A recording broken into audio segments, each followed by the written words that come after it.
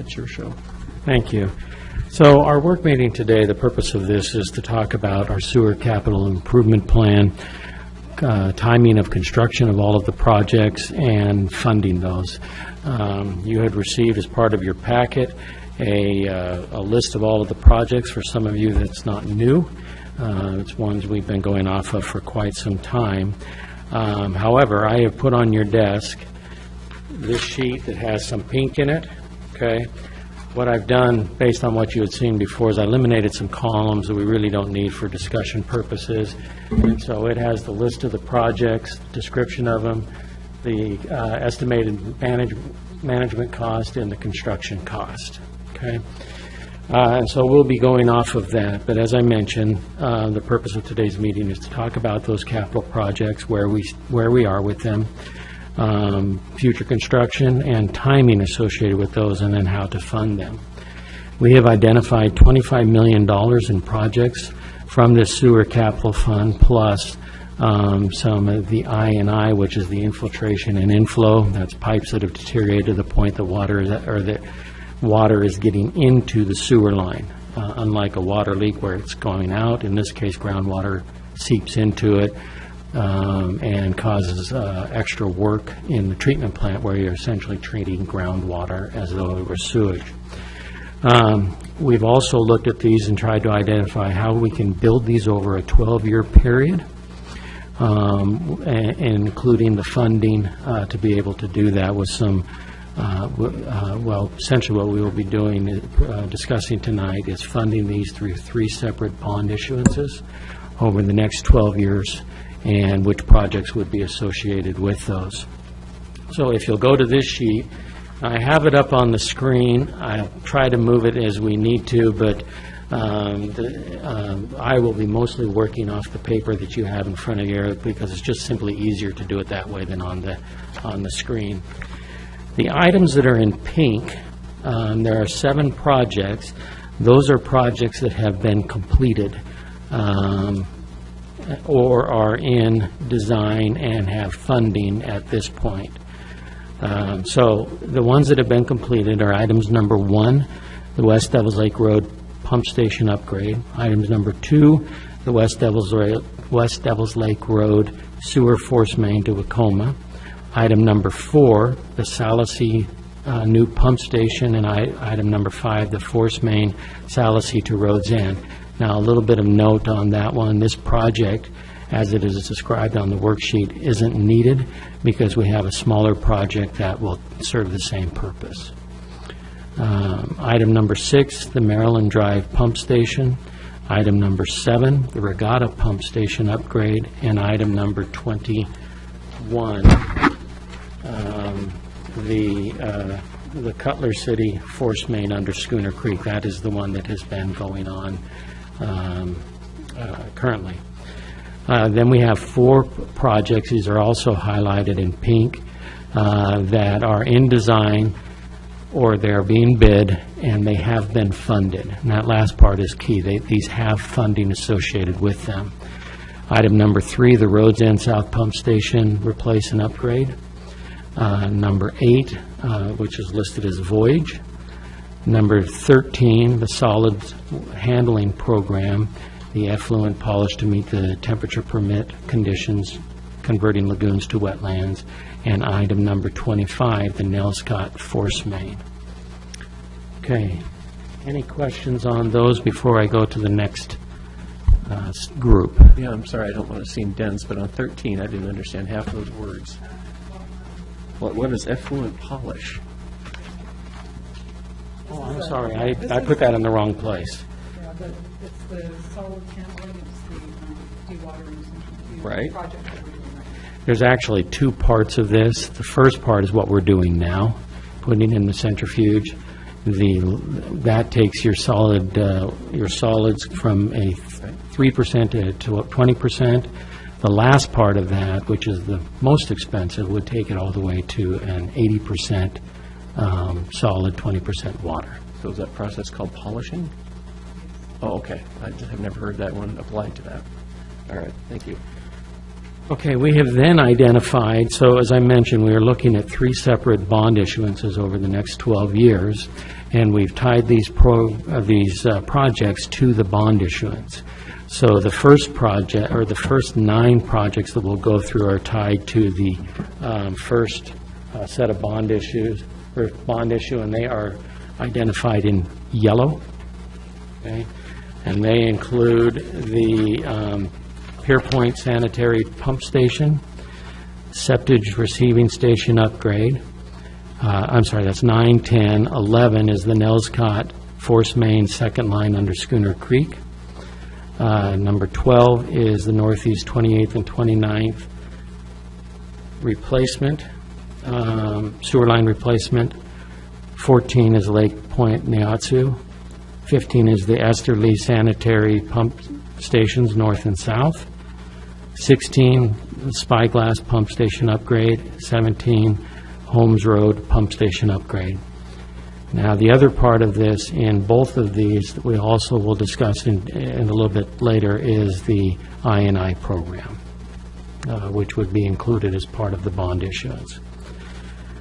These projects, these 9 projects, or 8, without the I&I, come out to $5,860,000, and we are including in that also $3,140,000 for the I&I, for a total of $9 million. Okay, any questions on that before I go to the next group? And if it's about the financing, we'll come to that in just a minute. Okay. The next grouping that is also based upon the issuance of bond are highlighted in blue, and they include projects number 18, the 48th and Beach Pump Station upgrade, number 19, the Rhodes End North Pump Station upgrade, number 20, the Shiloh Pump Station upgrade, number 22, the Wacoma Pump Station structural upgrades and odor control and site improvements, number 23, the third pump station improvements, and number 24, the third pump station improvements, and then I&I. The total of those projects is $5,525,000, with I&I being an additional $1,475,000, for a total of $7 million. Ron, I'm not seeing a total for each one. I did not put those on yours, so you'll just have to pencil that in. Okay. Sorry, Mayor. That's all right. Again, Want to it's, give them to me again, then? yeah, so on the first group, Uh-huh. it is $5,860,000 in projects, $3,140,000 in I&I, for $9 million. Okay, the second group Yellow. is in blue. Blue, I'm sorry. Okay, Yellow's the bottom. Okay. is total projects of $5,525,000, and I&I of $1,475,000, for a total of $7 million. Thank you. The final groups are highlighted in green, and they include number 13, the solids handling program. I won't read the rest of it, but that is the next step in converting the sewer solids to 80% solid and 20% water. And then number 26, which is sewering within the city limits with low-pressure main lines. The total of those 2 projects is $7,150,000. And then we've also have an I&I, which would be $1,850,000, or a total of $9 million. Okay. So the 3 of those, if we did our math right, should add up to $25 million in sewer projects.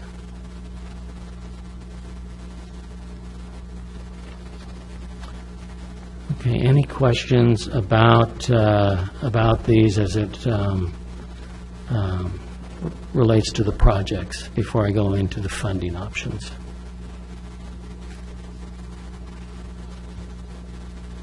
Okay.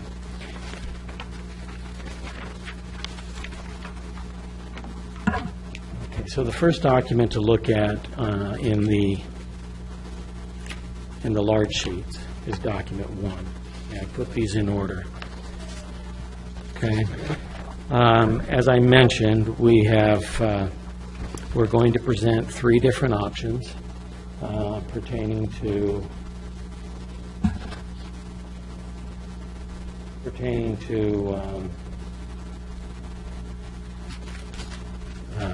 how to finance these projects, okay?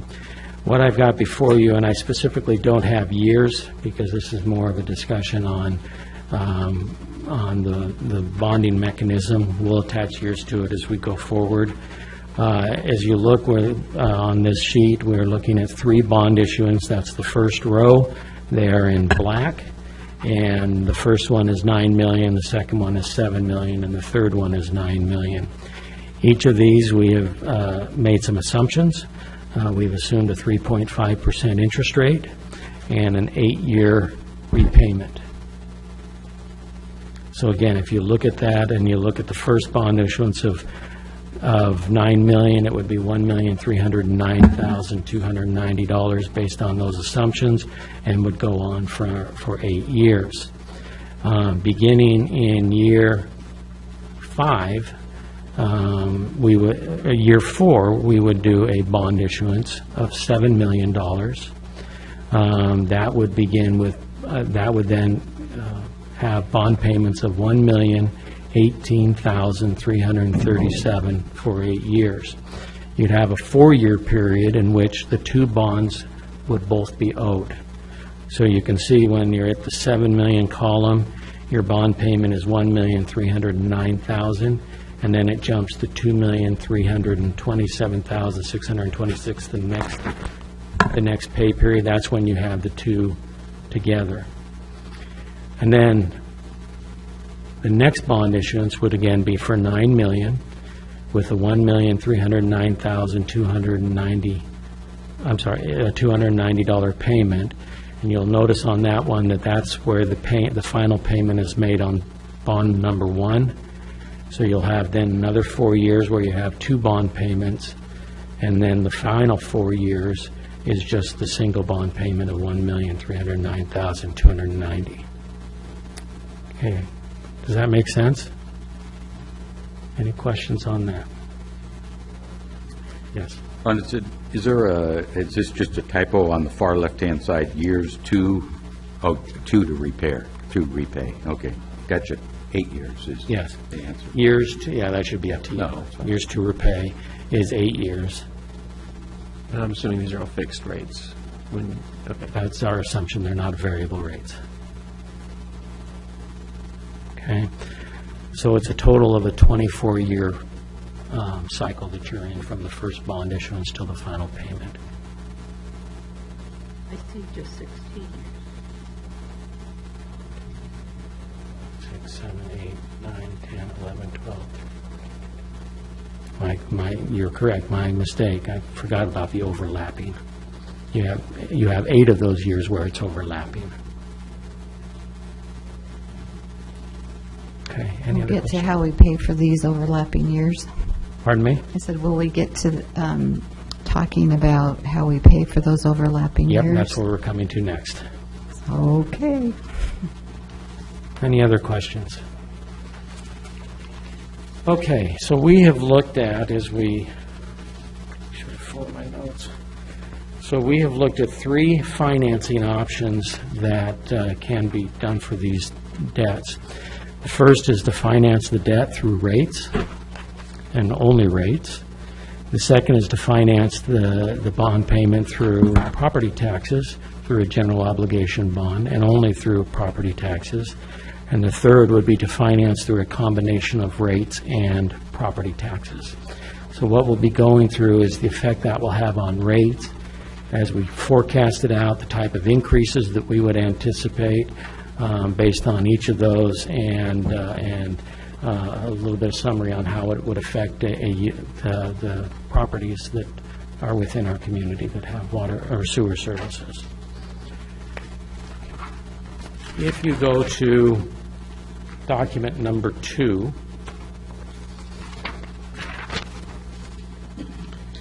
this is our first scenario, which is being paid by taxes only.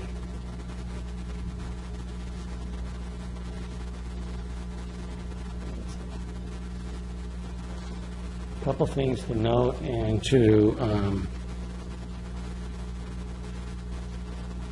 highlight on this on document number 2.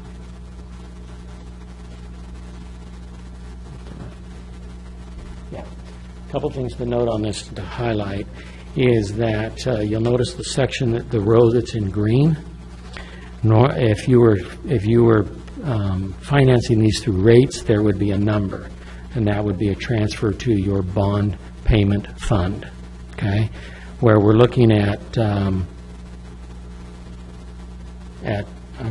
first one we're looking at is taxes only. Where we're looking at taxes only, that number is 0.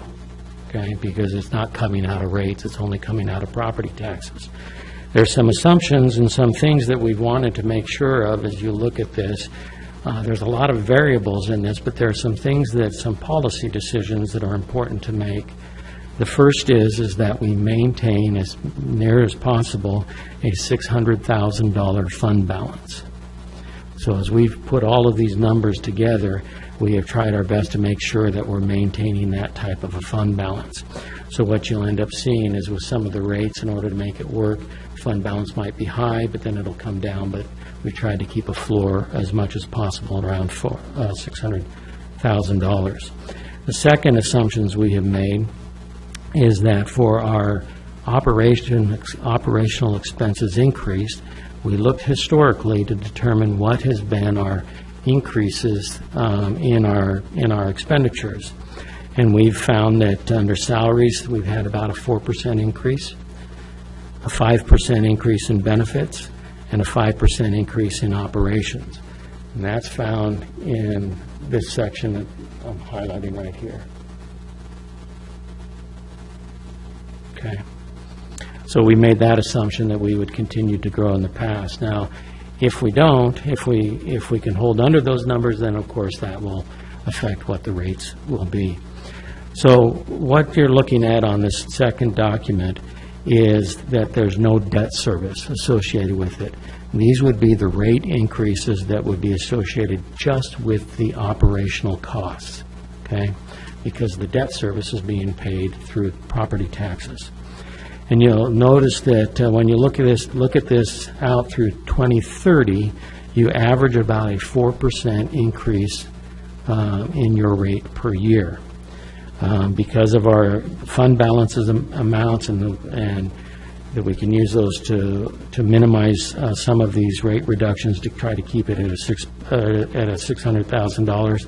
You'll notice that in 2017-18 it would be a 6% increase.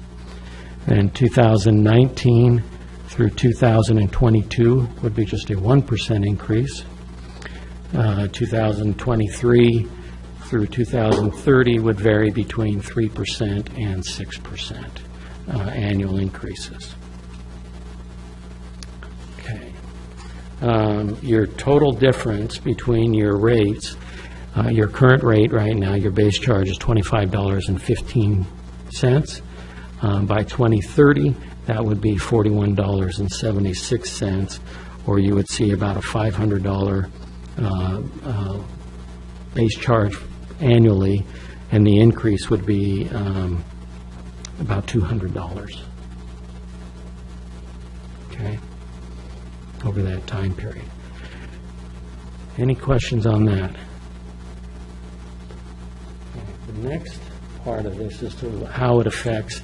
This would be document number 3, and this is how it affects the tax under this scenario.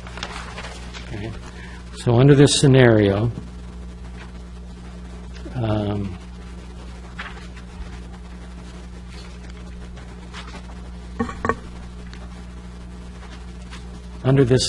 let me highlight just a couple of things. Up at the top, you'll notice the green and the kind of a reddish-orange colors up here.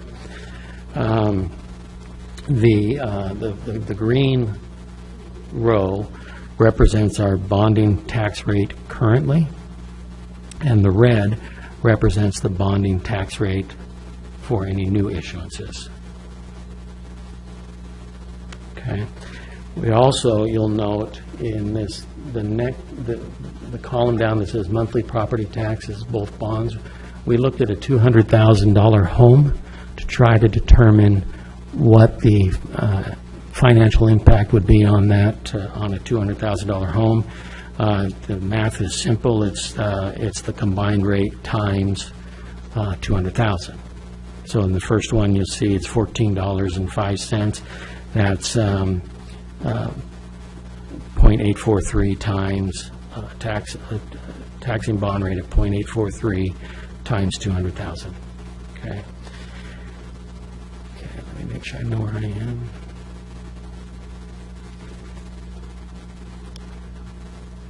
Okay.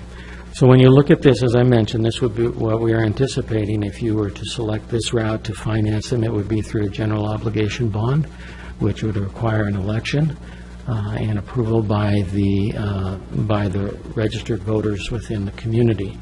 General obligation bond is the most advantageous bond to have because you are pledging your taxing authority, and it generally will get you the best rates that you can have. And as again, we were assuming a 3.5% interest rate on the bonds. So if you look at this, you'll notice that a couple things happen. We start at $14.05.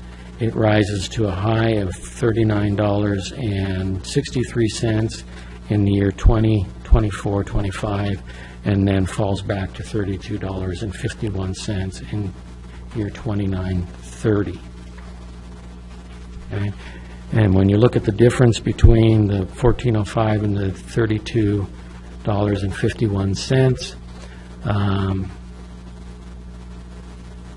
the total annual amount is about $390.12.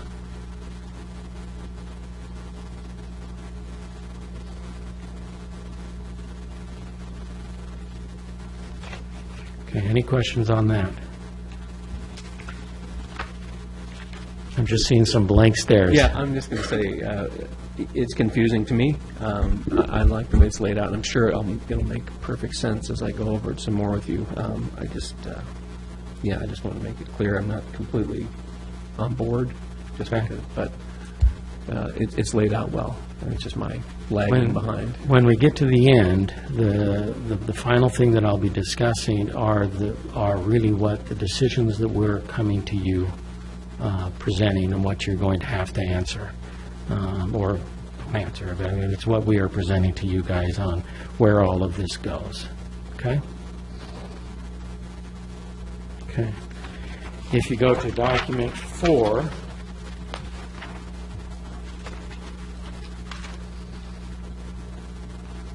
okay, what we are showing here is the payment through rates only.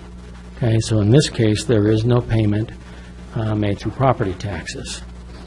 Okay, and what you'll see on that is that if you look at the top of the sheet, you'll see that our current rate is $25.15. In order to make the $1,309,290 debt payment and as high as $2,327,626 when we have two debt payments, we would average about a 7% annual increase in our rates. You'll also notice that it's top-heavy. Okay, part of the reason why it's top-heavy is also trying to maintain that fund balance of $600,000. And you'll notice about half the time we're able to do that, the other half we're not able to do that. You'll also notice that it's also front-end heavy, where you'll have over a 4-year period 2 12% annual increases to 10% annual increases, and then it starts going down and finishing at 29, fiscal year 2029-30 at a 3% increase. Okay, the total annual rate in 2030 would be $709,000 per year, which is about $407 increase from where it is today. Ron, Yes. how does that compare to other cities? I have not run a comparison with other cities yet.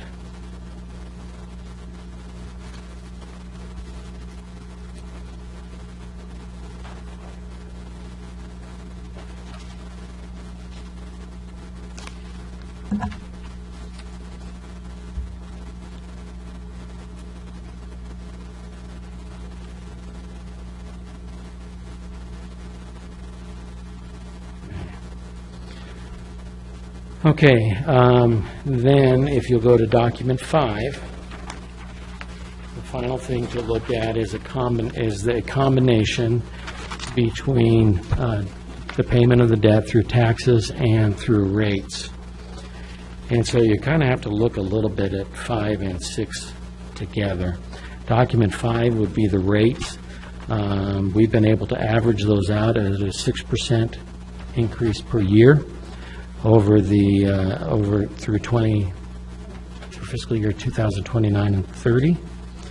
And then you'll notice on document 6 that the tax rate would increase from $14.05 to a peak of $29.57 in 2024 and 25, and then drop back to $15.42 in 2029-30. Okay. The impact on that is with the rates, your rate would go up to $643.68 in 2029-30, which is an increase of $341.88. Then your tax rate would then increase from, as I mentioned, from $14.05 a month to $15.42, $1.50. So that by 2029 or 30, that would be about $1.50 increase per month. I don't know if others have the same problem, but on my document 5, the right-hand column is about 3 digits missing. Oh, I'm sorry about that. Let me see yours to see. Okay, if you're looking at the last column in document 5, that should be $53.64 is the base charge. Okay, change in rate is $3.04, 6%. If you go down to the green section, which is the bond amount, it's $1,702,890. And then the ending fund balance, the last row, is $600,000. And I'm sorry, total expenditures are under the green? Total expenditures would be $7,237,622. Sorry about that. Okay, it's a big piece of paper.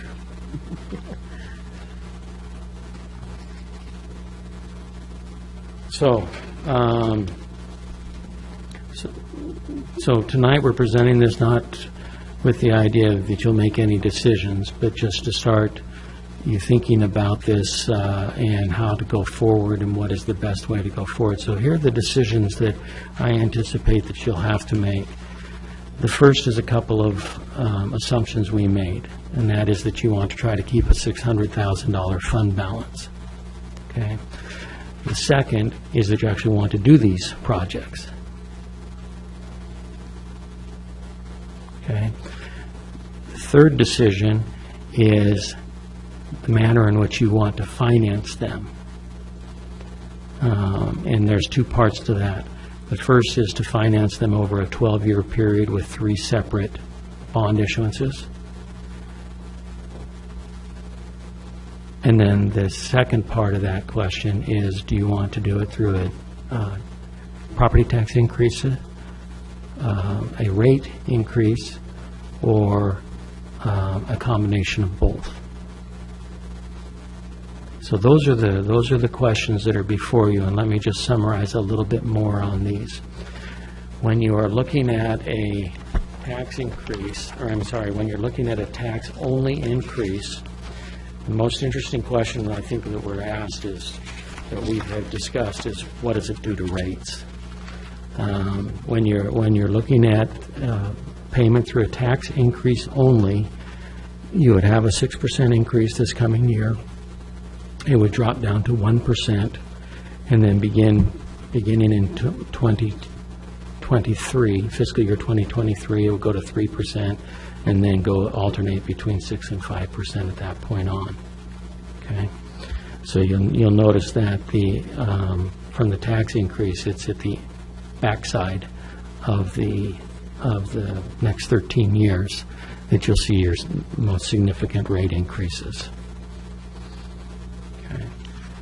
Under the second option, which is a funding, and let me add one more thing, and then the average of all of those is a 4% annual increase.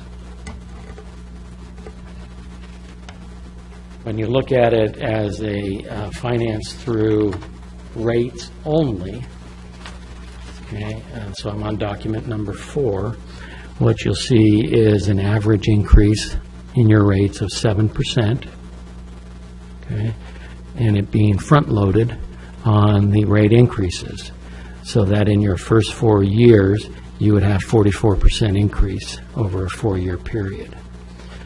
Then it drops at that point to an 8%, and finally by 2029/30, fiscal year 2030, it would drop down to 3%.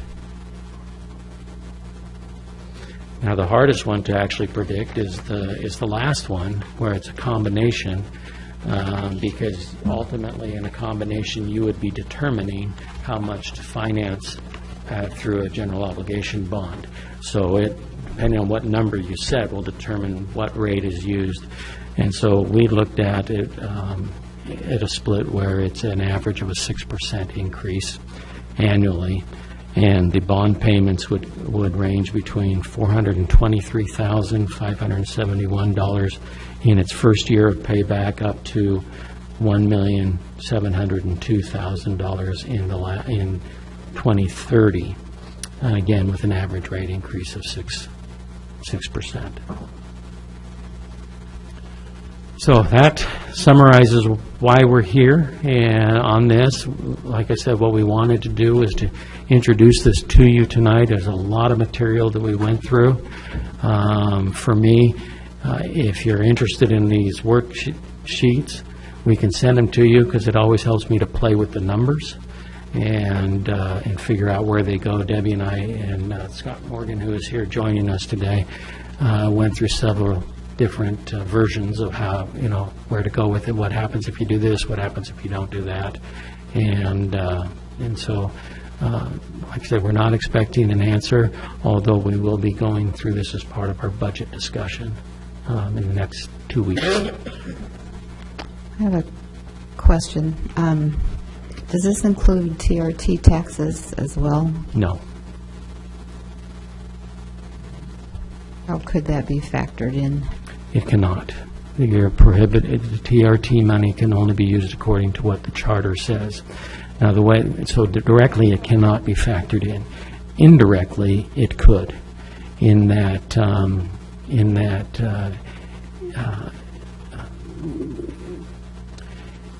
if there is extra money within the general fund, okay, that is not being used, that could be transferred or loaned to the sewer fund. Now, generally, that's not really a good idea to do. These funds are meant to stand on their own, and the water and sewer fund are supposed to be the closest to like a business where your rates cover their costs. I was kind of thinking along the same lines as Deanna, is that, I understand it's by charter, but is it far-fetched to think that we could approach the voters and say, for a time, could we dedicate a portion of this to offset it? You could, and that would require an election to change the charter. And isn't the state legislature right now looking into providing more flexibility in the TRT? They are, but it's only with a portion of the TRT. It's not Ours has not been one. in place for a long time. I think it's after 2003, and we've had one increase in our TRT since then. It was in 2008, in which we increased the TRT tax by 1.5%. Now, what the state is looking at is that 1.5% is meant to go for tourism. They're seeking to loosen that up a bit and give cities a little more flexibility with that. And then the question, just so when people ask me, I can explain it very clearly to them, why do we need to retain 600,000? Well, if you look at it from a business standpoint, your bond is essentially your fund balance is essentially your retained earnings, and it's that was the amount that we looked at to have cash flow. Sorry, what? To have cash flow. Oh, okay. To carry ourselves either through a rainy day or to make sure that we have cash sufficient enough to meet our bills as things, well, monies come into the operation. And then I think you had one more question is, do you want to do them? Is that one of your questions? Yes, one question, do you want to do the projects? What options do we have within this? This is one of those times when things are sent to us and I go, oh, what am I supposed to say? The sewer's going to fail, we have to fix the sewer. Yes, well, you actually do have an option. You see cities do this all the time, and it's unfortunate that they do this. And that's that they simply defer maintenance until everything blows up on them. Yeah, And then you have, and then you're not ahead of it, you're behind the eight ball, you're forced into it. What we're looking at is the idea of we should not defer maintenance, but quite frankly, cities make that choice regularly, where they defer the maintenance charges, but eventually it catches up with them. Yeah, absolutely. Yeah. Which gets me back to where I was, is And these projects have actually been on the books for quite some time, so they're not totally deferred at this point, but going further, there quite a few of them are pump station replacements, which we've talked about. so with some significant raises, one way or another, that we go, who's in charge of selling this to the public? How do we get that word out to say? Now, this is actually why we have brought it to you, this instead of, because if you, no matter which way you go on this, no matter which of the three choices, ultimately, it is you that owns the decision, and therefore you and your staff should be out promoting it.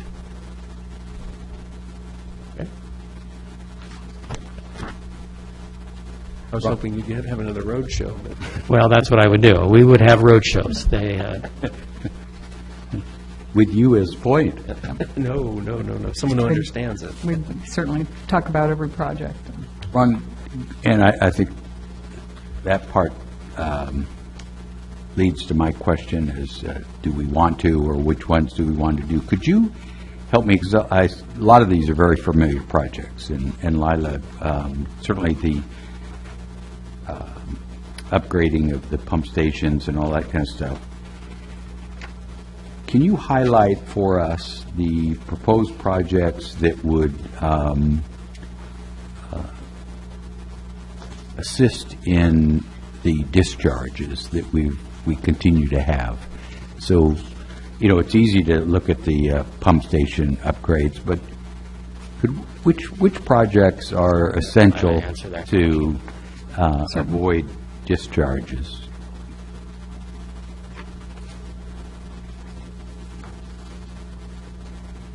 So number 11, that's in yellow, that's the main second line under Schooner Creek, which is in progress of design and acquiring easements and permitting. Actually, I&I is a large part of that. The northeast, number 12, northeast 28th, 29th sewer line replacement, that's actually an I&I project. It's at Lockshire Pump Station in that basin. Let's see.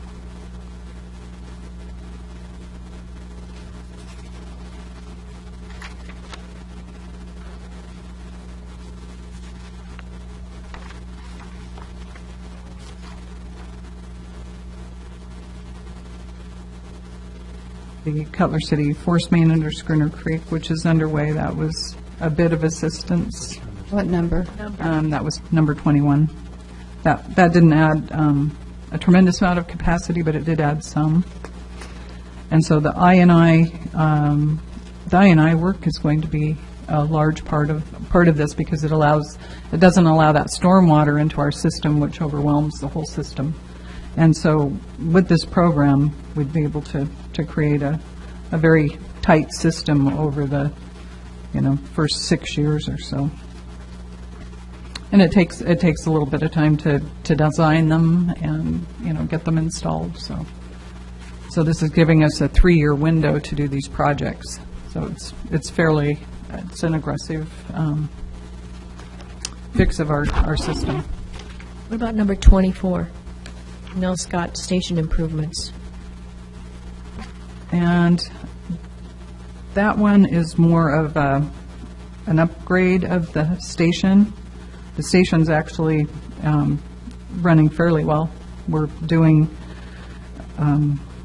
it's more just being overwhelmed. And so the line under the creek is going to help. And then we had a project, not sure where it is. It was the Nell Scott. So number 25 is a large one. And that is upgrading the force main that's in High School Drive, and quite a few of the other lines there. We have lines that were constructed, one of them in 1960, the others in 1980, one in 1968. So we have quite a few lines that go to this new line that will be going under Schooner Creek. And so we can add some capacity there. So that one would be key. So 25. One thing I would note while Lila's looking at through these again is that we have put in about 25% for I&I of the total, so it's about $6.5 million. So we'd address our worst areas: Cutler City, Ocean Lake, the one that's at 28th, 29th. What number? What number? 28th, 29th was number 12. But really, the overall one that's going to make the biggest difference is just addressing our I&I throughout town as we TV all of our sewer lines and find problems as we're doing projects, but also as we TV. We know we have quite a bit in Cutler City. We have some on the island out on 2nd, and so I can probably clarify where quite a few of the I&I projects are, but they're essentially all over town. I think that'd be real helpful if that's such a issue with capacity. That'd be real helpful. I'm interested in number 27, if we could talk about that a little bit.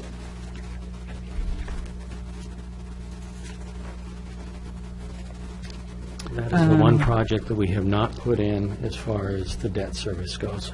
Okay, so that's just floating out there. It's not in. It's a project that has been discussed, a project that's currently being discussed by the Devils Lake Water Improvement District, a subcommittee they have, but we did not include that information. We did not include that in this bond, this series of bonds. Okay, so on on these larger packet pieces, it's not, the $6 million's not included in any of this? It is not. Okay, thanks. And let's see, and number 26, that is the low pressure. So all of the areas that aren't on sewer now, that we would do the low pressure, like the LID, the Lake Drive LID. Those were inside the city limits, the low pressure system. So we did account for those areas. So everything in the city would essentially be sewered. And that is included in the budget pages? That's number 26, yes. Okay. Mr. Mayor? Oh, yeah, just feel free. Regarding that, and right up front, I'll admit I may not recall it correctly, but I thought under like 26 that we had a fund. There was a fund already started, and that we were using that fund to front load these individual districts as they came in. Then upon repayment from people who hooked up and everything else, that replenished that fund and kept going. Is that? Right. We do have that in place, and there's probably a couple $100,000 in that fund, and we have people coming in, as you've seen. I don't think it'll keep up. That fund probably will not keep up with that reimbursement because it's over a period of time. Right, but what would if repayment came quicker? I mean, if more people hooked up to these lines that are in front of their houses, then we would have back to our original plan of that being. So what you've done here is just in anticipation of its success, this is a way to have more funds available to borrow, and we'd get it back through. Eventually, yes. So I have another question about 26, and that is, so is the money that's shown on these short pages, 8.5 by 11, is that just to pay for the public sewer to get to these houses, but doesn't include the laterals and all the other pieces of pipe that's needed? That's correct. I'm confused. Okay. That's correct. What we do when we talk about these, it's similar to number 27, sewering around the lake. It's the backbone of that system. Okay, thanks.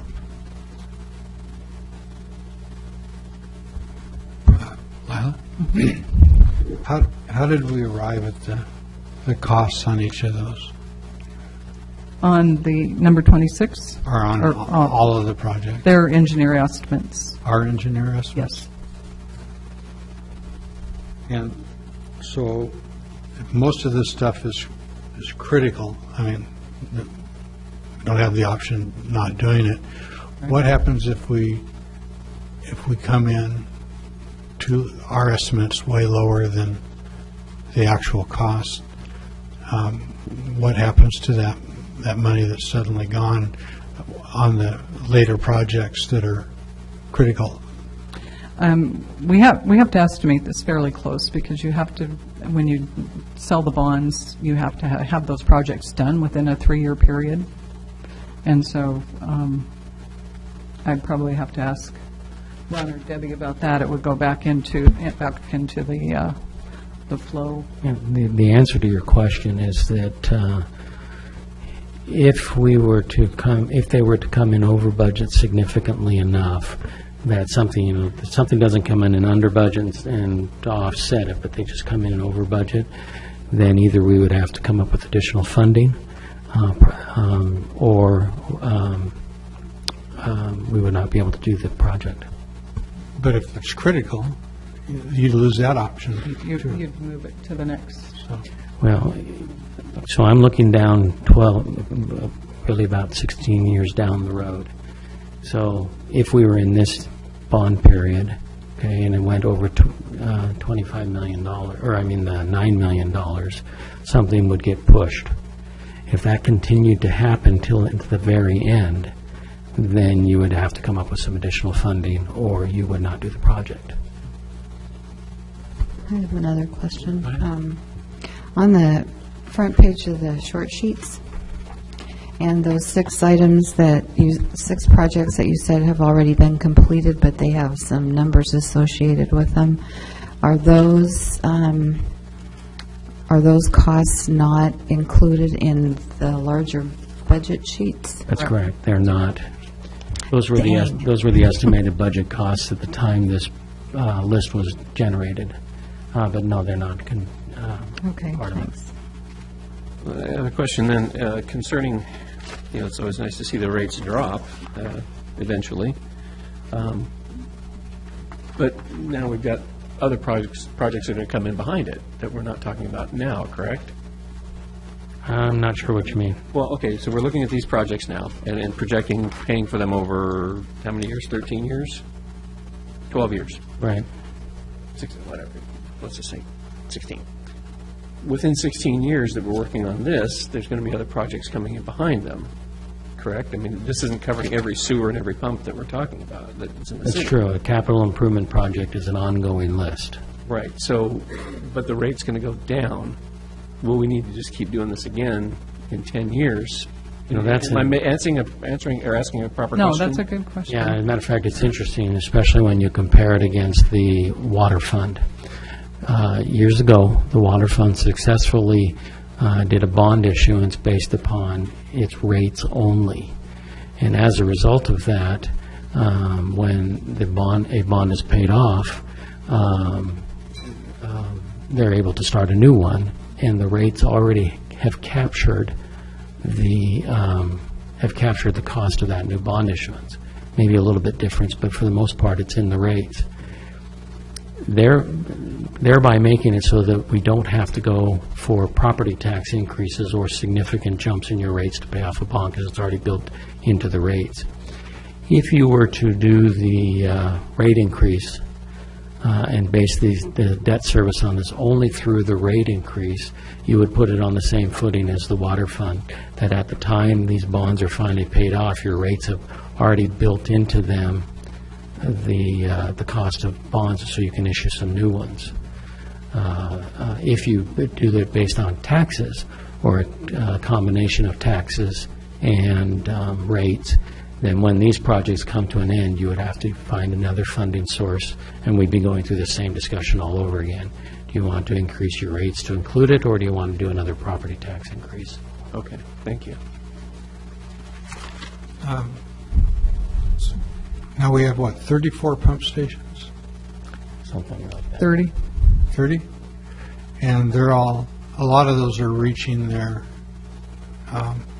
expected lifespan. The ones that you're seeing on this list. And we've upgraded many pump stations in the last, 10, 15 years. So. Okay, so I guess you kind of beat me to my question there. Okay. My question was, the ones that you have on your list, is that it? That Is that would- all that's looming? Yes, Okay. it is. It is. And then we have Nell Scott and Third Street, which last time they were upgraded to their maximum space, down to the inch. And so we would end up building, so that's why we have that one out so far, because we'd end up building probably another building to expand those into larger stations in the future. So that this will just completely zip that concern up. Yes.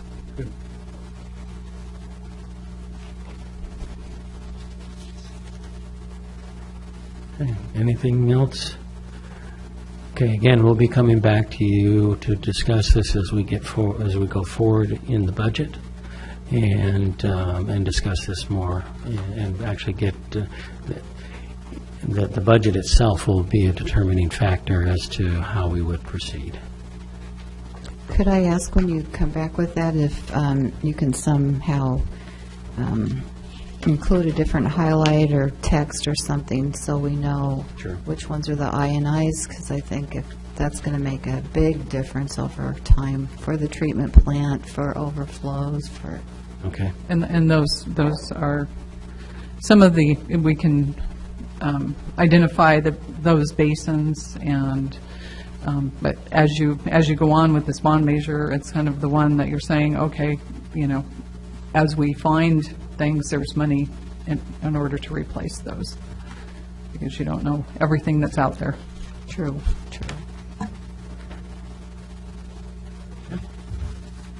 Okay, the second part of our work meeting today was to talk about your priorities. So we've had a few work meetings over the last, since January, and based on all the discussion and the comments that I heard from that, I put down a list of council priorities on what I heard. Now, let me start with where we're trying to take you, but not necessarily today. Today is to go through these, give this information, and then at one of your regular council meetings, if you are ready to vote on your priorities based on this list or how it's modified, then that's the goal that we have. Okay?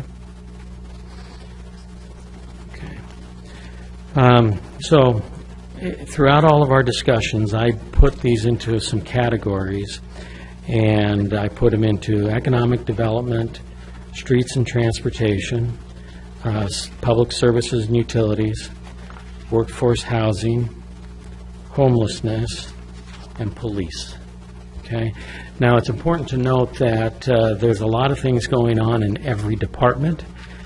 For example, the library is currently doing a strategic plan.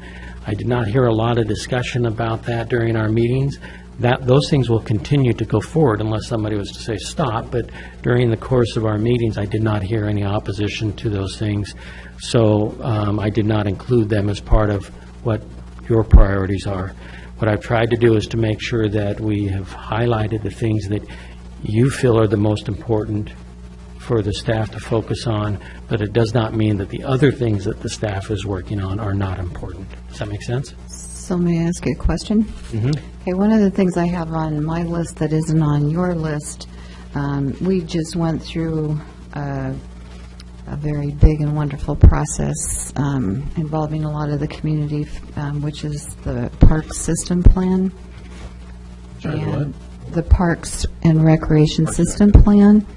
And I think because we have done such a good job of including so many people in that, and it seems to be a really good plan with support from everyone who was involved, that we ought to put some emphasis. I'm getting the cup from behind you here out in the audience, so if you could get a little bit closer there.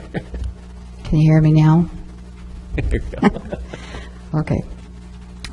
So what I'm suggesting is that we also include some of those ideas in the parks, Okay. such as Deborah's and a couple of dog parks or something like that. Okay. And also for the library that's not on the list, something that we heard in a safety training with the police doing some assessment, is that there could be some safety features installed in the library for the staff, Okay. and that's not on the list. And then, Are you talking about like an active shooter scenario, or what do you mean? yes, just overall safety and also something such as you just suggested. The officer that provided the training said that they really don't have any protection from anything up there, or down there, I guess they are. And I had one other idea, which was under, it's called workforce housing on here, and then homeless, and then I just think we forgot the affordable housing category under housing.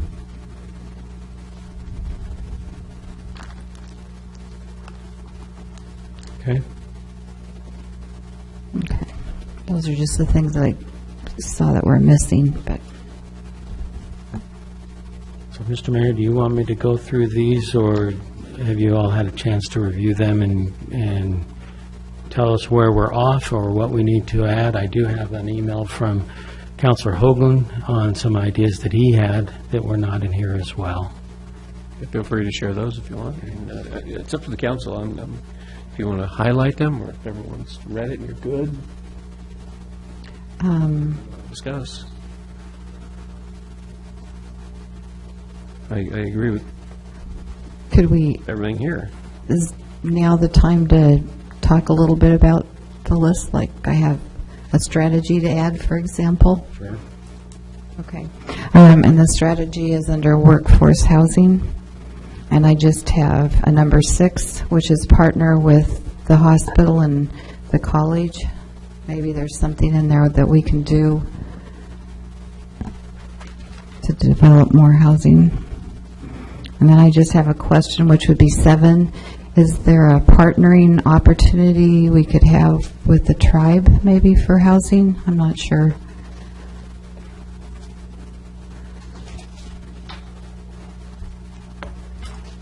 That's a question. I don't know the answer to that until we talk to them.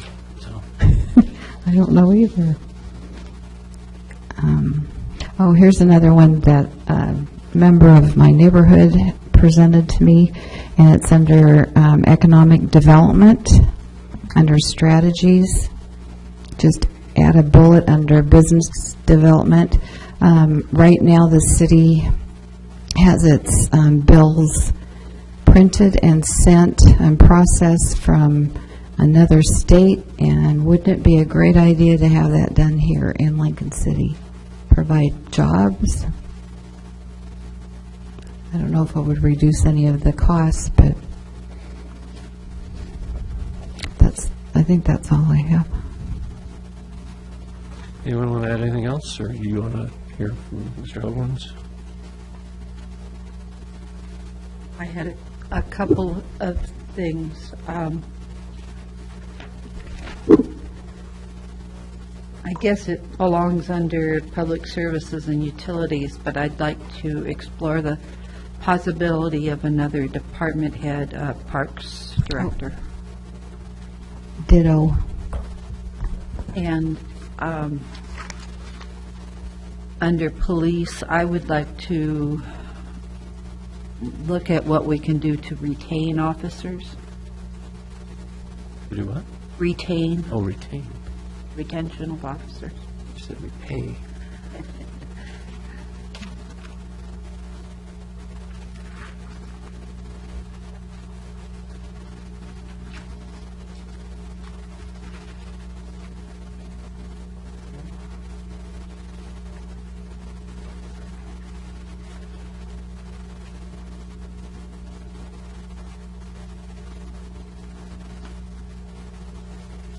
Yeah, I would just like to touch again on, under business development, the encouragement of location of governmental offices in Lincoln City. I think we've got a really great opportunity to bring some county and state offices to this town and maybe find some housing for these people, too.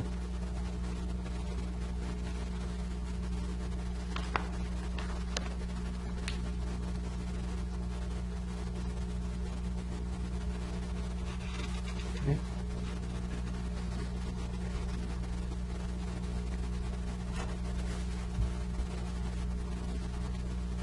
And on the marketing side, I'm pretty much just going along with it for right now, simply because I haven't really gotten into it. I don't know the ins or outs of, the impact of each of these things. I'm just relying on Ed's expertise. But when we talk about paid advertising messages in core markets and regional and national, I'd sure like to hear just a little bit more before we go forward of, tell me what we get for a dollar. Okay. And definitely the wayfinding signage. I think we talked about that back in the walking and biking plan. How do we get people from one end to the other without relying on 101? And I think within that, developing, if not an app, an app, similar to, I'll just say Sun River because they're the only one I know, but you can get around quite easily with their app. Sun River, you said? Yeah, yeah.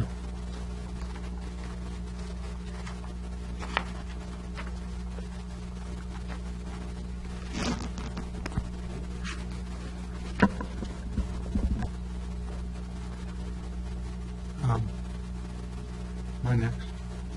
Everyone's just jumping into that. I don't know if I even need to bring this up. I'm just beating the drum. I would like to work with that police section and to see if we can't go for smaller and more efficient, higher technology-based law enforcement. And I'd also like to create a nexus with the citizens. It's a great time, and so we can get their input on what they would like and what they would hope to see with progressive law enforcement. I don't think you solve problems with big buildings. Would you be in a position at some point to I don't know what you mean by higher tech. Do you have any thoughts on that now or something to share later? I'm not the high-tech expert, but I do know that it's out there, and I've seen some of it, and we don't have it. So we don't have a cybercrime unit. And, for example, we'll run the police down to a retail store that's had a theft 3, but you get somebody that gets into an internet scam and loses, $4, $5, $10, $20,000. Just no one pays any attention to it. And, I bring that out. There could be all sorts of problems with that. But, I just think that's the area that we need to start looking at.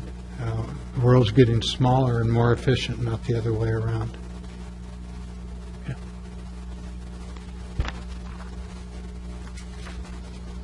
Mr. Casper, you had a comment? Well, I'm not sure where it would go. If it would go under police or business development, but recall in the audit, there was nobody to really monitor the VRDs, if the citations were paid, or anybody to follow those. It seems like that might be something to elaborate on.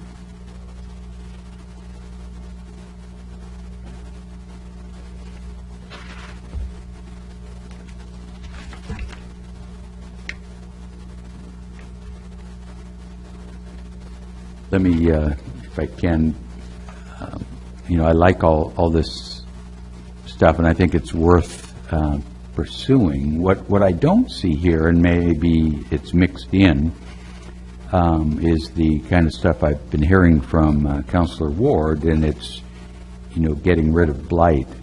And I think we've quietly been trying to combine the hammer and sugar. We've talked maybe of more enforcement of existing codes, and at that same time bringing on urban renewal dollars in the form of the toolkit that provides resources then to allow businesses to upgrade economically and with city taxpayer assistance. And I think that somehow, the whole beautification, it's not just for me streetscape, it's the whole community. But this our earlier discussion on the sewer needs and the ways to pay for it, and we haven't had that discussion on the parks and the master plan. And we can easily have it on water. So I'm mentally, I'm exercising my own thoughts, saying, I'm concerned about water, sewer, public safety, streets, and the upgrade appeal of our city, the blight, getting rid of that stuff. And just as we went through the sewer impact, if we did all those projects, there's a list just as big for water. And I go back to, there's really no need for a city if you don't have water and sewer. And I think as the mayor pointed out, and Ron, you did too, these projects don't just stop, they keep coming. So it's easy to get excited and enamored with, and concerned with homelessness and workforce housing and all that kind of stuff. But I'm again real concerned that we keep the important few in front of us and make sure those things are done and done more than adequately, and other stuff then grows off it. With I think as our community is recognized as a good place to live and still very affordable. So I think it's okay to continue to talk and have wishes and dreams, and I'm glad we mix the financing piece into this. So I say we could triple that tax rate, real quick with our existing, when you talk what it's done with sewer desire and then water desire, and then throw a park or two or a lot, based on that master plan, and it gets expensive. And I think we have to keep in mind what it's costing the citizens and their willingness to pay. So, Well, we don't have a budget connected with any of these things yet. So I'm just saying it's really hard to decide what actually is a priority or not. But to take your, what you just said to another level, do we have a list for water as we do now for sewer? We do, and we'll bring So that back at maybe we ought another to have time. that conversation as a whole piece rather than, well, you know,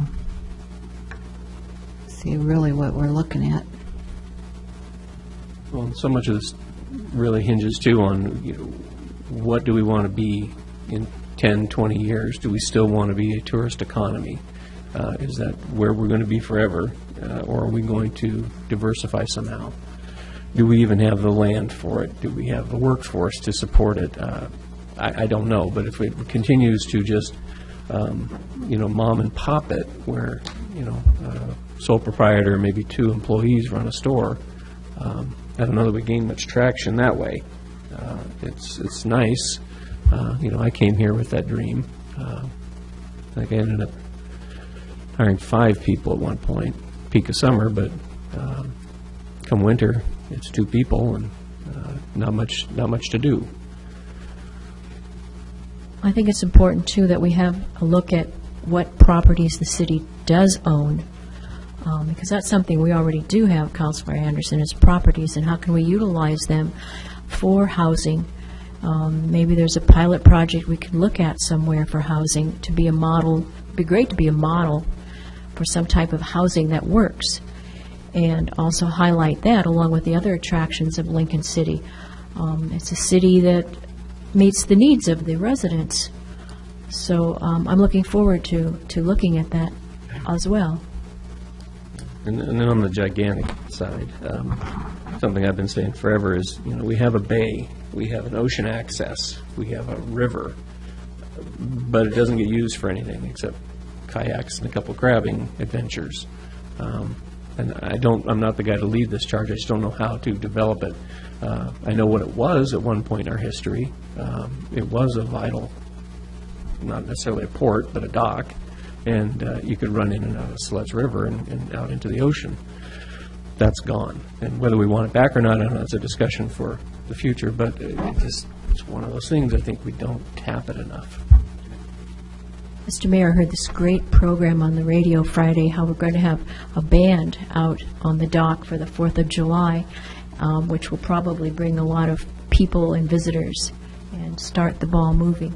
So you might be happy to visit that.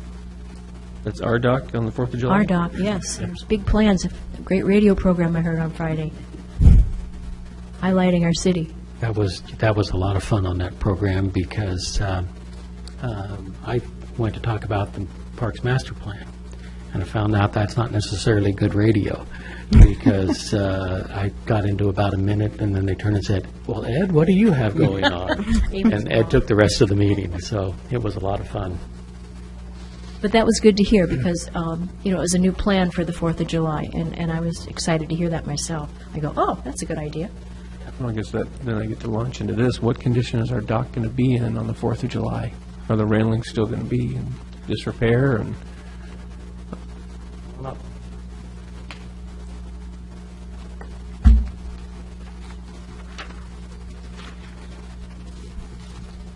In the Parks Plan, we have $100,000 budgeted for this fiscal year we did the emergency repairs when it was damaged in that storm, but we have the rest of the plan by a structural engineer, and so we're just on the verge of putting that out for bid, so we'll have it done. That's the budget we're in. right, That's okay, the good.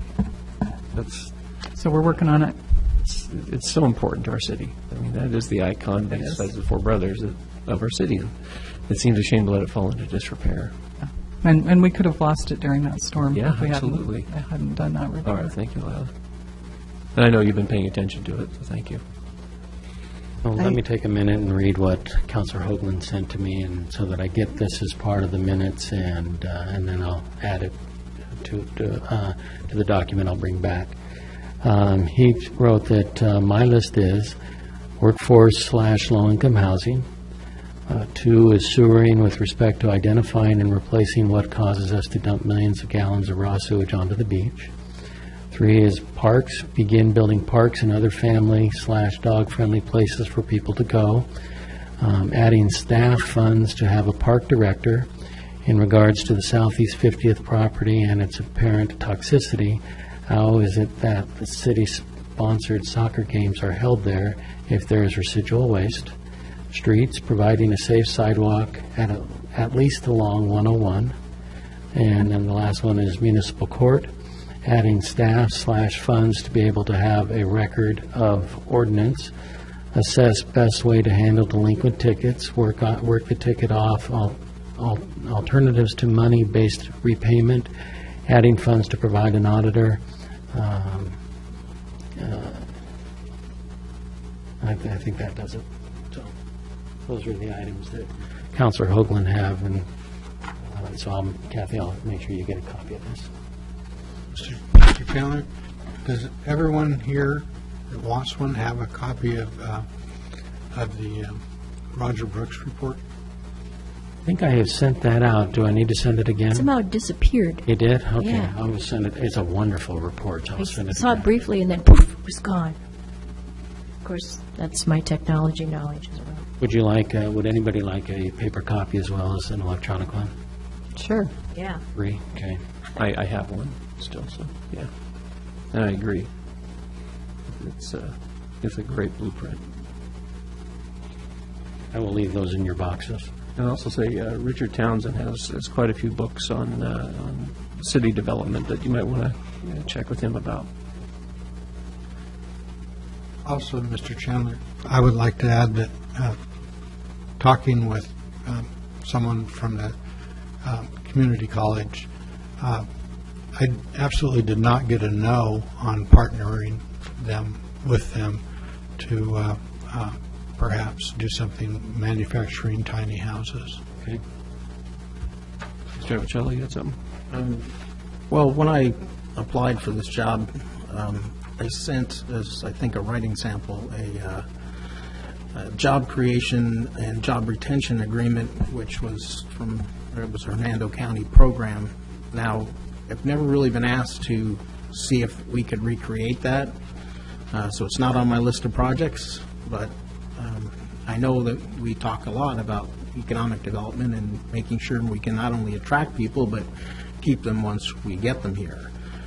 Now, there's, constitutional things about you don't spend private or city money on private enterprise, but there are, obviously, it's a contract, and they agree to keep the employee and keep X number of employees in exchange for certain allowances. Now, in Florida, there were certain state statutes that gave them property tax benefits and others, and this isn't that. What I was talking about is more a financial incentive, almost like grant programs. So if anyone's interested in that, then if, 4 of you agree, I'll add it to my list of projects. And I can show you an example if you want me to find it. It's been 4 years. The other thing is the affordable housing idea. And there are 2 things on my project list that relate to that, and that's the development agreement ordinance and the transfer development credits, and that's like number 23 and 22 on my list. And in relation to the villages of Cascade Head and the Fernwood RFP, we could create a development agreement ordinance which would allow flexibility and create incentives for people to come here and to provide affordable housing. So the example would be when we had, I think it was Logan Park, proposed annexation, they, that included annexation. And so it was suggested that they enter into a negotiated development agreement, and as part of that, they offer to provide some workforce housing. And the percentage, as I recall, was very small. And if you look at, for example, the City of Ashland's ordinance on annexation, it has actual standards in it for you must provide the following levels of basically inclusionary zoning. So combined, and this is going back 10 years, but combining those two elements, the development agreement for Verde Village in Ashland included a requirement that they provide housing that met certain income levels. And that was backed up by a standard in the ordinance creating or allowing annexation. A development agreement has to be consistent with your regulations. So if you want to allow negotiation on a point, you mention it in your code. I'll give you another example. In St. Helens, up on the Columbia River, they had provision that you had to have a 50-foot buffer around a wetland. But if you had, and it said right in the code, if, however, you're using a negotiated development agreement, you could have an average 50-foot buffer around the wetland, which gave them flexibility. And so when you had properties that had, like an area that it made more sense to increase the buffer on one side and make it smaller on another in order to make the property developable, you had it built into your code. So applying these tools, development agreement, ordinance with like a standard form, and calling out where in your code you're going to allow flexibility, and an annexation ordinance that said, by the way, if you're going to annex, you better offer these things at a minimum. You might be able to take those tools and encourage people to develop, because what developers want is certainty. And so if they know what the minimum is, and they know they can get flexibility if they choose a certain negotiated approach, they might be willing to come work with you and come here, especially if you've created avenues for flexibility. And on the affordable housing end on Fernwood, I mentioned this, that transfer development rights, you have 1,800 units approved in the villages. You could take those units, put them into a transfer development credit bank, or take 1,000 of them and put them into a bank, and then say you have a developer in town that's building apartment buildings, and he's real close to his density limit, and he wants a couple extra units to pencil out. Well, he might be able to put an affordability covenant on the property and qualify for a transfer of some of those units from the village's bank to that property. So you create a receptor zone where you can basically transfer the units that are in the bank to a place where it makes sense, where there's public facilities, and it's like you can help incentivize people to provide affordable housing by basically paying them with units, density bonuses. So that's the transfer development credits, transfer development rights was about in the project list. Again, it's those three concepts: development agreements, transfer development rights, incentive agreements, just tools. Is there a Reader's Digest version of that? Well, you could. I mean, it's interesting, but description in my project list that I emailed to you guys. Again, it's like where, I guess what I'm looking for is if there's a way you could point me to website addresses, something that in my spare time I can if you're interested, I can share investigate more. an example of those things. always like options. Mr. Mayor, the Reader's Digest version is this, to be expanded with what Mr. Apicella has brought up, is under workforce housing, prepare and recommend land use ordinance changes that encourage the development of workforce housing. So all of those items that he discussed, those will be part of what we would be coming back to you saying, here are methods that we could use. That was just a lot to take in 3 minutes, and I'd like to explore it a little bit further. Don't forget affordable housing. Got that? Okay, so Mr. Mayor, what I will do is that I will revise this, adding these on there, send them to you, and I will put this, I plan on putting this on your agenda for next week for you to determine officially what your goals and priorities are. One last thing, too, maybe it's in here, and I'm trying to find the right words. The standards. We've talked about this briefly. Develop business, Yeah. Facade standards. Yeah, and what is our town going to look like? And what are the words I'm looking for? It's not facade standards, it's design standards, thank you, design standards. Okay.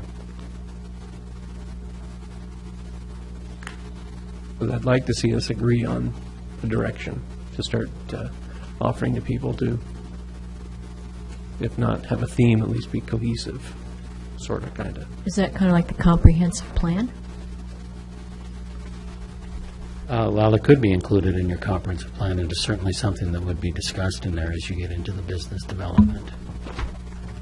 It seems like we have a More vision than- for the parks, and we have a vision for this, and then we're going to come and make a comprehensive plan. Don't we make the Yeah, plan what- first, what- and then? Well, what you would see in the comprehensive plan is an overall goal and overall objective, with then it being translated into the ordinances as we develop the ordinances to match the comprehensive plan. So, in other words, if design standards are part of the comprehensive plan, it may not specifically say what those design standards are. The ordinances that will come out of that would. Probably the best example that I know of in Oregon is what Sisters does. They have both the descriptive design standards, and then they have photo design standards, that if a new business is coming in, they describe what it'll look like, and then they give them a choice of these are the items that will look like. And there's a very, very strict design standards, and it's created the look that they have wanted to preserve. Yeah, yeah, and I've talked to many business owners, too, in those areas in Leavenworth, and, you know, there's always that initial resistance, and especially when you're dealing with their signage requirements, that you no longer allow them to have what the corporation says, but this is what our town is going to look like, yet every one of them agrees it was a good decision. That's all I have, Mr. Mayor. Anything else? Anybody else? I do. Yeah, please. In our orientation packet, we got this handy-dandy little thing, which I found helpful. It's called Tentative City Council Agenda. And on it, you had listed, you know, executive sessions, what's included, then it said City Council ordinance, blah, blah, blah, blah, resolution, da-da-da-da. And then it had December 19th, Urban Renewal Agency, January 9th, da-da-da, later items, ordinances that were to be covered. It was just like well-organized. That is Is that that's an internal non-existent? document that the staff uses to track what is coming onto the agenda. We have not sent that to you in the past. I could from time to time if you'd like, but Shares. it is fluid. It changes frequently, up to and including today where I said I will add something to the agenda. So I can give you updates on some of the outstanding, but that document's a very fluid document. Okay. And it helps the staff stay on Maybe track. it's me, you guys can look at it, but I just found it helpful. And the project list that I was referring to, all this stuff, at least the things that are mine, under future ordinances and stuff, they're pretty much on the project list. So, but there's not just a couple words, there's a little more of a description of what it's about.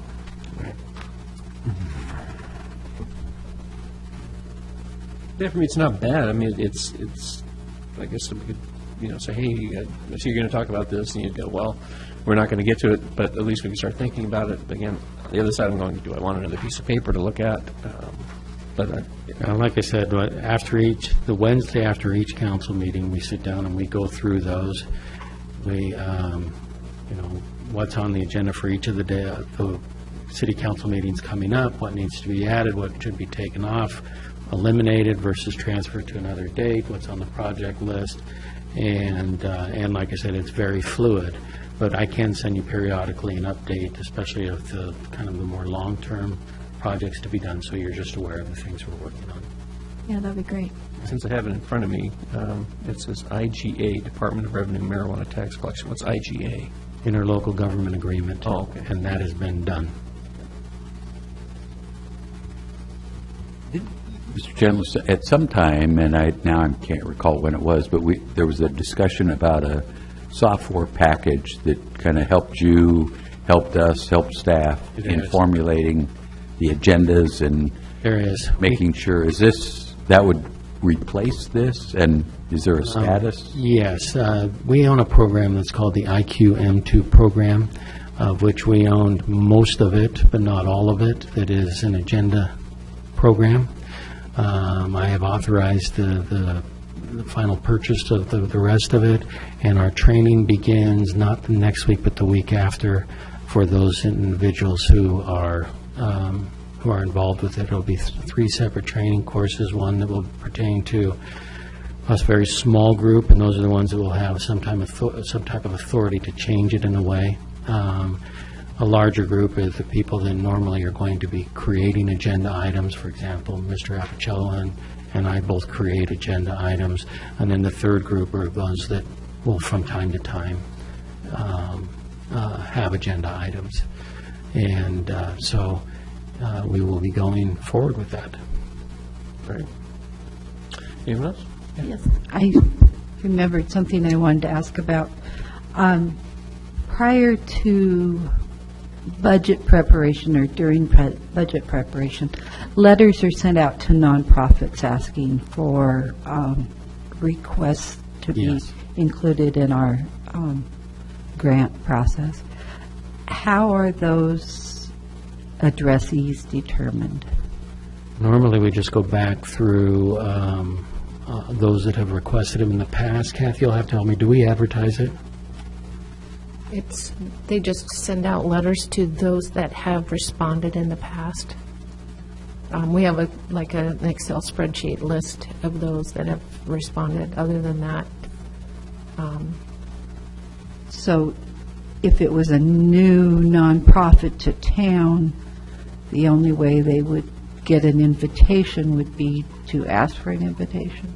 right, it's really difficult to try to track any nonprofits. Right. It's difficult to get the list from the Federal Registry, and sometimes it's not correct. Right. So we just depend on people to get the information from us or to know about it and then apply. Kathy, we don't put anything in the newspaper. Not that I'm aware of, we never have. And I'm wondering if maybe, I think it's probably too late this year, but next year, maybe that list could be passed by the council for suggestions. Sometimes we know that a nonprofit no longer exists, Okay. even though they're still on the It's a list. good idea. And also, if we could just get it out to the local service clubs, so they would know to spread the word. Okay. Anyone else? I have one thing. One time you mentioned, or it was mentioned, possible change of speed limits. And because we've had a lot of traffic along the coast route during this past week and two, sometimes people are going like 30 miles an hour in a 20-mile zone. And I myself tried driving down Anchor at 15 all the way down, to Canyon Drive. It works just really well. So I didn't know what happened to that concept, or at least along the coast, to keep those folks from hitting other people walking on the highway. This is one where I will be looking to you, and I've talked with one of your fellow councilors already about this, to give the staff direction at one of our upcoming meetings to proceed, essentially asking ODOT to do the studies that are necessary to change the speed limit. Would it be throughout the city or just in certain areas, or? Either or. Okay. Mr. Anderson, did you have something? Just a reminder of when the budget is distributed, You distributed on the 7th. I believe that's Friday. Friday this week. And then your first meeting is on the 17th. So what time of day would that be? That it On the would be? 17th, it'll be, I don't know mean- the time, but it'll be a regularly scheduled. I mean Friday, when we can pick it up. Oh, look at about 5 minutes to 5. This is the last few days of push to get it all done. My final review of it will be done by Thursday morning, and then Debbie will be doing madly printing it all to get it finished. So 5 minutes to 5. Okay. So to piggyback just briefly on the ODOT, I spoke with the mayor of Newburgh today, and he told me about an upcoming town meeting that's going to have their 2 local representatives there, plus ODOT people, to talk about the interchange and to keep that going. And I misspoke and said 18, it's 99. Highway 99 bypass. So that's coming up. He's going to shoot me the exact dates and times, but I said I'd go if I can do it.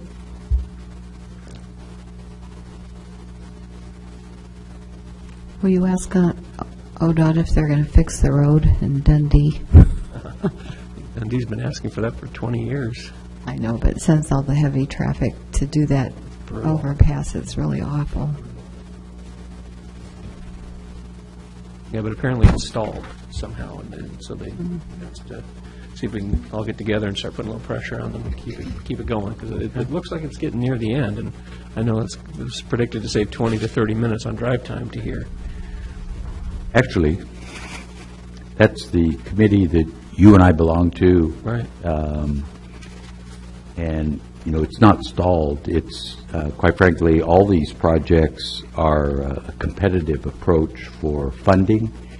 And certainly, as you know, the feds haven't touched much infrastructure funding, and that's a big piece that the state gets. Well, you know, mayors, they exaggerate. Well, no, and Bob's on it.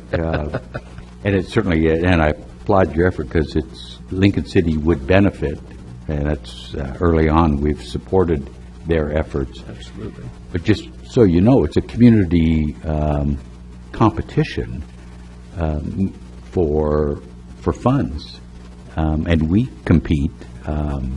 Actually, as your representative, as our representative, I attend 2 of these meetings a month, one in Salem and one in Albany, where all we're doing, or where I'm doing, is one, forming relationships, supporting Lila and her team's funding packages when we're touching state funds or state highways, and then battling with other communities that want the money as well.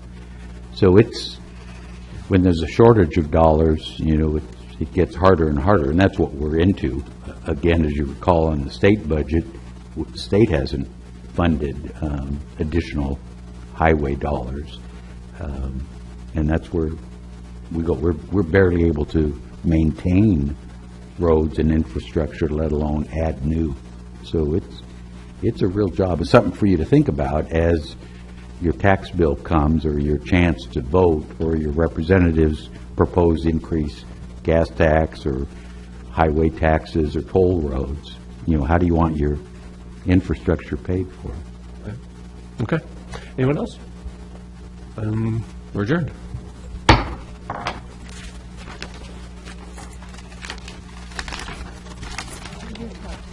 Thank you. Bob Andrews. Oh, yeah, thank you. Mics are still on, guys. Oh, cool, all right, let's see. You? Right after. Oh, thank you. 2 o'clock on Wednesday, Susan. Okay. Mics are off.